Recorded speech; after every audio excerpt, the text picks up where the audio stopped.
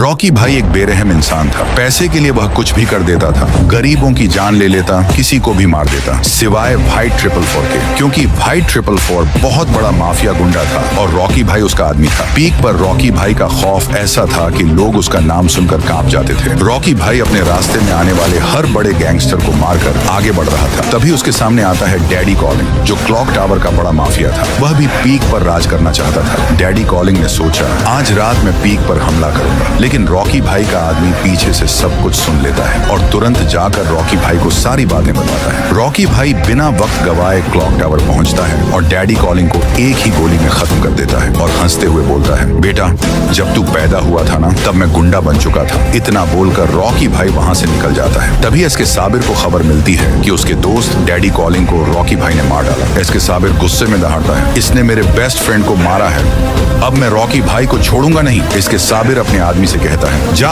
और जाकर उस रॉकी भाई को बता दे अब तेरी मौत आ गई है। इसके साबिर का आदमी पीक में जाकर रॉकी भाई के एक बंदे को ये संदेश देता है, लेकिन रॉकी भाई का बंदा तलवार का वार करके एसके साबिर के आदमी को वहीं ढेर कर देता है और तुरंत जाकर रॉकी भाई को बताता है, भाई पास वाले फैक्ट्री वाला एसके साबिर वो हमसे युद्ध करना चाहता है। रॉकी भाई हंसते हुए बोला, साले को अब जीना नहीं लगता। उसका आदमी भी हंसते हुए बोला, बॉस क्या मैं जाकर उसे खत्म कर दूं? रॉकी भाई भी हंसकर जवाब देता है, नहीं तू मत जा, अगर तूने उसे मारा तो बेचारे की बहुत बेइज्जती होगी। आज रात अकेला ही मैं उसका खेल खत्म करूंगा। और जैसा रॉकी भाई ने सोचा था वैसा ही हुआ। वह आधी रात अकेला ही फैक्ट्री पहुंचा और एसके साबिर को वहीं खत्म कर दिया। उसने जाते जाते बस एक ही डायलॉग बोला, तुम बस बोलते हो और मैं करके दिखाता हूँ, बस यही फर्क है। उस दिन के बाद देश देश में रॉकी भाई का खौफ फैल गया। सब लोग रॉकी भाई का नाम सुनते ही कांप उठते और कईयों की तो पैंट गीली हो जाती। दोस्तों आगे की कहानी बहुत ही खतरनाक है, आप देखकर सदमे में चले जाओगे। अगर आगे की कहानी देखनी है तो 5000 लाइक करवाओ, फिर एंट्री होगी राय स्टार की जो रॉकी भाई की पैंट गीली कर दे। 2 साल बीत गए, रॉकी भाई का आतंक दिन ब दिन बढ़ता ही गया। लोग उसके नाम से कांपने लगे, लेकिन किस्मत की चाल कुछ और ही थी। इसी दौरान एंट्री होती है राय स्टार और उसके साथ उसके बड़े भाई ज्ञान भाई की। दोनों पास के एक छोटे से गांव में आकर रहने लगे। ज्ञान भाई एक साधारण और सीधा साधा इंसान थे। उनका मानना था जो भी गुंडा बना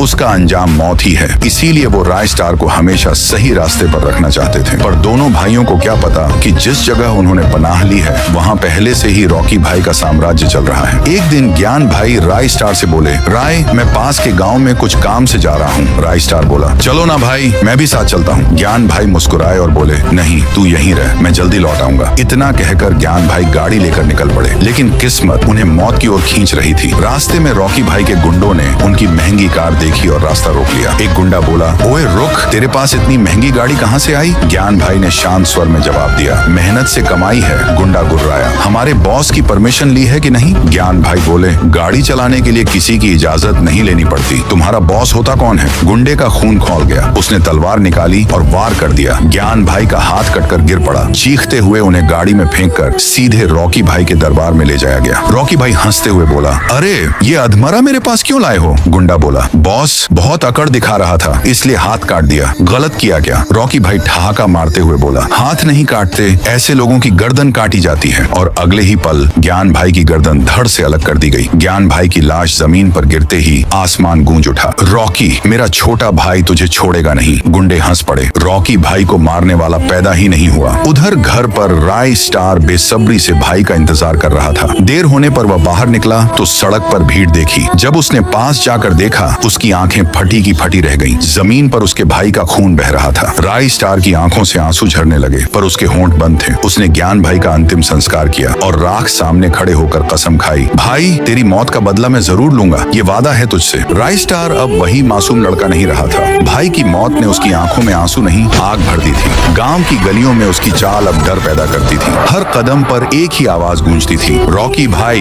तेरा अंत करीब है। राय स्टार ने ज्ञान भाई की राख माथे पर लगाई और उसी रात गांव के पुराने तहखाने में गया। वहां उसने एक रहस्यमयी लकड़ी के बक्से पर एक मशीन गन उठाई जिसे कभी किसी ने छुआ भी नहीं था। राय स्टार ने हथियार उठाते हुए कहा, भाई अब खून का बदला खून से होगा। उधर रॉकी भाई को खबर मिल चुकी थी, लेकिन इस बार वह खुद नहीं निकला। उसने अपने सबसे खतरनाक 50 गुंडों को भेजा और कहा, उस लड़के को जिंदा मत छोड़ना, मैं उसका खून देखना चाहता हूँ। रात का सन्नाटा टूटा जब 50 बड़े गुड़े गांव की ओर बढ़ी। चारों तरफ धूल, इंजन की गड़गड़ाहट और खून की प्यास से भरे चेहरे। गांव वाले अपने घरों में छुप गए। कोई राय स्टार के साथ खड़ा होने की हिम्मत नहीं कर सका। वह बिल्कुल अकेला था, लेकिन राई स्टार के चेहरे पर डर नहीं, आग थी। वह गांव की सीमा पर खड़ा हो गया। अंधेरे में मशीन गन चमक रही थी और फिर शुरू हुई मौत की बरसात। गोलियों की गड़गड़ाहट ने आसमान को हिला दिया। एक एक कर रॉकी भाई के गुंडे गिरने लगे। चारों तरफ चीखें, धुआं और बारूद की गंध फैल गई। 50 में से आधे वहीं ढेर हो गए, बाकी जान बचाकर भागने लगे। कोई भी राई स्टार की आंखों की आग और हथियार की बरसात झेल नहीं पाया। गांव के बुजुर्गों ने खिड़की से झांकते हुए देखा और कहा, ये लड़का अब इंसान नहीं रहा, ये कहर है। राई स्टार ने मशीन गन को जमीन पर टिकाते हुए आसमान की ओर देखा और बोला, रॉकी भाई, ये तो बस शुरुआत है, असली अंत तेरा होगा। अगर आप चाहते हो कि अगले पार्ट में राई स्टार का आमना सामना सीधे रॉकी भाई से हो, तो इस वीडियो पर 15,000 लाइक ठोक दो।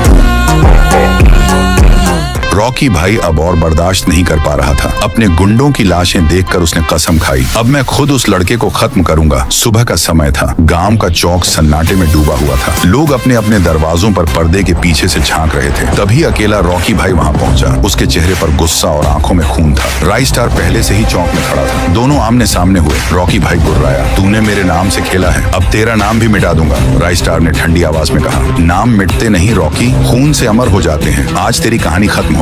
इतना सुनते ही रॉकी भाई ने अचानक अपनी जेब से एक खास ग्रेनेड निकाला। उसे जमीन पर फेंकते ही चारों तरफ तेज धमाका हुआ और पूरा मैदान सफेद धुंध से भर गया। कुछ पल तक कुछ भी दिखाई नहीं दिया, बस एक भारी दमघोंटू माहौल और चारों तरफ गूंजती गोलियों की आवाज। हर तरफ धड़ाधड़ फायरिंग, गोलियों की गूंज और लहू की तलाश में तड़पती चीखें। गांव वाले खामोश होकर अपने दरवाजे बंद कर चुके थे। किसी को कुछ नहीं दिख रहा था, बस आवाजें थीं। कुछ देर बाद जब धुंध छौंटी तो नजारा बदल चुका था। चौक में जमीन हिल गई थी। रॉकी भाई का आतंक वहीं खत्म हो चुका था। बीच में खड़ा था राई स्टार। उसके हाथ में अब मशीन गन नहीं, बल्कि एक तलवार थी। उसने तलवार आसमान की ओर उठाई और गहरी सांस लेते हुए कहा, भाई, तेरे खून का बदला पूरा हुआ, अब तेरा कातिल जिंदा नहीं है। गांव वाले खिड़कियों से झांकते रहे। किसी की हिम्मत नहीं हुई उसके पास जाने की। बुजुर्ग धीरे से बोले, ये अब इंसान नहीं, ये कहर है। और इस तरह रॉकी भाई का आतंक हमेशा के लिए मिट गया। गाइज, अगर आप लोगों को ऐसी कहानियां पसंद हैं तो कमेंट करके बताओ, मैं ऐसी और कहानियां लाऊंगा। और हाँ, 20,000 लाइक करवा देना।